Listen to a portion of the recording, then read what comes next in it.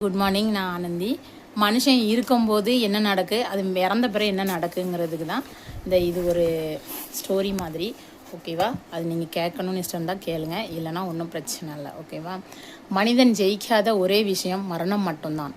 வாழ்க்கை தத்துவம் கடவுளுக்கு புரிந்தது. இருக்கிற பொழுது இருக்கிற மரியாதை இல்லாத பொழுது வருகிறது. மயானம் வந்தது. நேற்றே சவத்தை நாளைய சவங்கள் சுமந்து செல்கிறது. கடவுள் ஒன்று யோசித்தார். இறப்பு ஒன்று இல்லாமல் இருந்திருந்தால் மனிதன் கடவுளையே கொண்டிருப்பான். பாவம், ஆடிய மனிதர்கள் செய்த தொட்டில்தானே மயானம். வந்த வேலை முடிந்து சென்றது கூட்டம். இது ஆறறிவு அடக்கிற கூட்டம். உயர்ந்த சாதியினருக்கும் தாழ்ந்த சாதியினருக்கும் தனித்தனியே மயானங்கள். மதங்கள் ரீதியால் மயானத்தில் பிரிவுகள். அரையான் கயிற்றுகளில் அடங்க மறுக்கிறான் இந்த மனிதன். அங்கு புறப்பட்டார். சில ஆவிகள் அவனை கண்டுகொண்டது.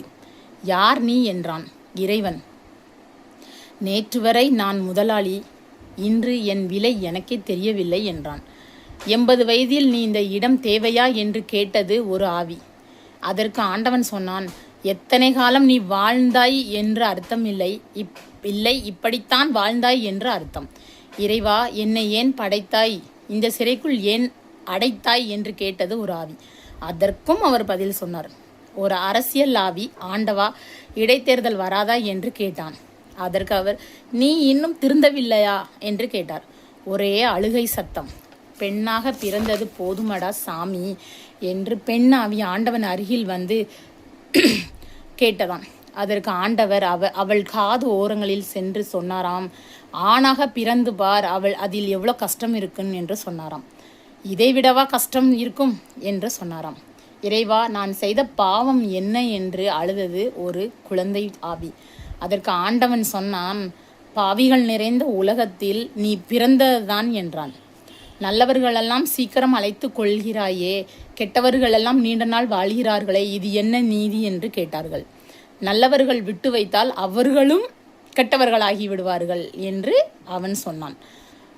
பலர் படைத்தாய், மனம் படைத்தாய், ஏன் மதத்தையும் படைத்தாய் என்று கேட்டது ஒரு ஆவி. ஆண்டவனுக்கும் அடிசருக்கும் என்றார்.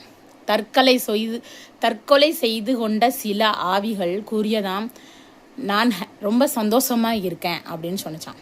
அதுக்கு ஆண்டவன், நான் கோழைகளிடம் பேசுவதில்லை என்று சொல்லிவிட்டாராம்.